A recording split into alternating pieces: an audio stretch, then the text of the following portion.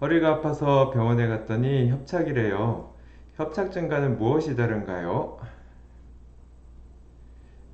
요즘 들어서 환자분들이 이런 질문들을 많이 하세요. 아니면 이제 본인이 협착증이라고 생각했다고 오시는데 알고 보니 협착이고 그런 분들이 많아요. 예, 쉽게 생각하면 요렇습니다.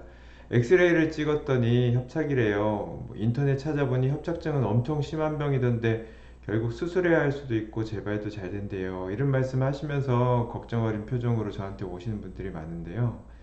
결론부터 말씀드리면 이 병원에서 얘기 듣는 협착이라는 것과 협착증이라는 것은 엄연히 다른 병입니다. 많은 분들이 이걸 오해하시는데 이게 이 협착이라는 단어가 허리 쪽이나 디스크 쪽에 쓰이는 것이 한 불과 1, 2년 전에부터 쓰였어요. 이게 잘 쓰던 용어가 아니었어요. 보통은 퇴행성 디스크라고 많이 쓰이던 건데 어느 날부터 협착이라는 용어가 많이 등장하면서 환자분들이 협착증으로 많이 오해를 하게 되더라고요. 우선 그래서 그 두 가지를 좀 구별해 드리려고 해요. 여러분께서 병원에 가셔서 엑스레이를 찍었는데 협착이라고 진단을 받았다. 협착증이 아니라 그럼 그것은 협착증이 아니고 퇴행성 디스크를 의미하는 거라고 생각하시면 됩니다. 협착증이라고 얘기했을 때만 이제 좀 심한 병이고요. 협착됐다라는 거는 무조건 심한 병이란 뜻은 아닙니다. 대부분은 퇴행성 디스크에 불과했었습니다. 영상을 한번 보겠습니다. 아래쪽이 협착, 위쪽이 협착증입니다. 엑스레이를 먼저 보면 둘 다 이 척추뼈 위아래 사이의 간격이 이 위에보다는 더 좁아져 있습니다. 이 위에 뼈도 마찬가지로 좁아져 있지요, 간격이. 그래서 이 두 개 간격이 좁아졌다 그래서 협착이라고 얘기를 합니다. 둘 다 진성 협착증이나 협착이나 둘 다 좁아졌기 때문에 협착이라고 부르는 건데요. 엄연히 다른 병입니다. MRI를 한번 보겠습니다.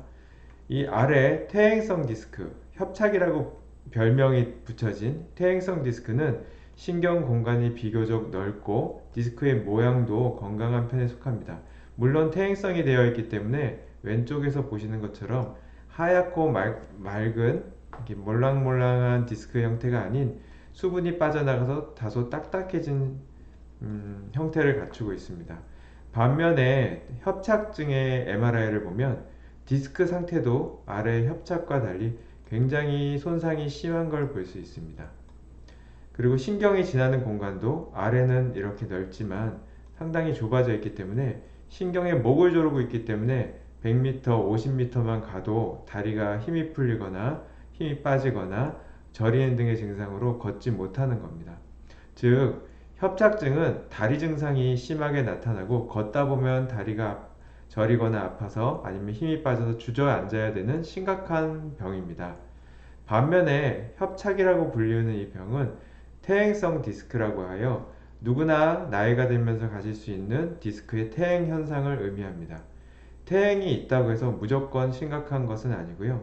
어떤 사람들은 1년에 한두 번 삐끗할 수 있고 어떤 분들은 평생 건강하게 허리가 안 아플 수도 있습니다. 저 역시 이와 같은 협착, 퇴행성 디스크가 있지만 20년 가까이 통증이 없습니다. 자, 정리해서 말씀드릴게요.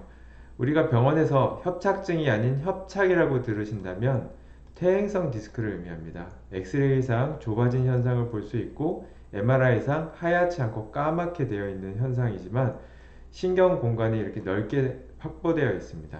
정식 명칭은 퇴행성 디스크이고요. 물론 퇴행성 디스크 협착된 사람들이 협착증도 동반된 경우가 있지만 단순 퇴행성이나 노화인 경우도 굉장히 많습니다. 단지 그날 많이 아프고 힘들고 허리 펴기 힘들다고 해서 협착증이라고 오해하시는 분도 있지만 협착증은 다리 저림이나 다리 힘 빠짐이 동반됩니다. 자, 협착이라는 퇴행성 디스크의 특징은 다음과 같습니다. 한 번씩 삐끗해서 심한 경우 119에 실려오기도 하고요. 아니면 일주일 동안 굉장히 고생하다가 편해지는 경우도 있습니다. 아니면 평상시에 아침마다 일할 때 허리가 뻐근하거나 아파서 세수하기 힘들다, 머리 감기 힘들다고 하는 분들이 많고요. 오래 앉거나 서 있으면 허리가 아프다고 호소하시는 분. 무리하면 아프고 무리하지 않으면 안 아픈 경우를 퇴행성 디스크, 즉 협착이라고 생각하시면 됩니다.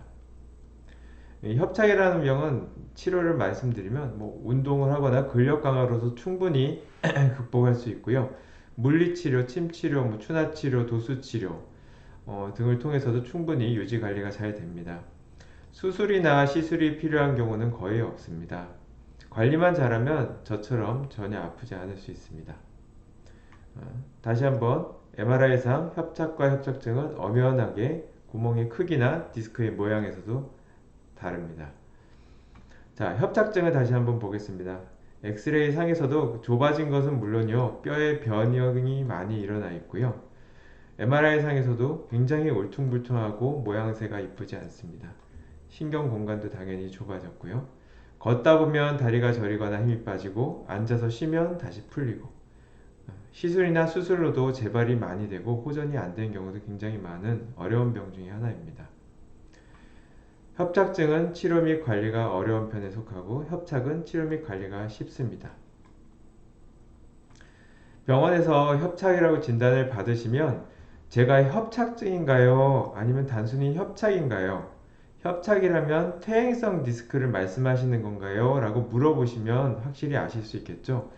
아파서 병원을 갔기 때문에 협착이라고 설명을 듣고 퇴행성 디스크 얘기를 들어도 환자분들이 당황해서 협착을 협착증으로 오해하는 경우들도 많이 있습니다. 그러니 협착이라고 여러분이 들으셨는데 나는 협착증이란 심한 병인가 봐 라고 생각이 드시면 다시 한번 병원을 방문하셔서 물어보시거나 제가 앞선 말씀드린 증상을 참고하셔서 병의 진단이 뭔지 추정해 보시기 바랍니다. 오늘은 설명이 조금 길었죠? 좀 인상적으로 제가 한의원에서 생각보다 많이 물어보시는 내용들이라서 여러분들도 궁금하실 것 같아서 남겨봤습니다. 다음에 또 좋은 정보로 찾아오겠습니다. 안녕히 계세요.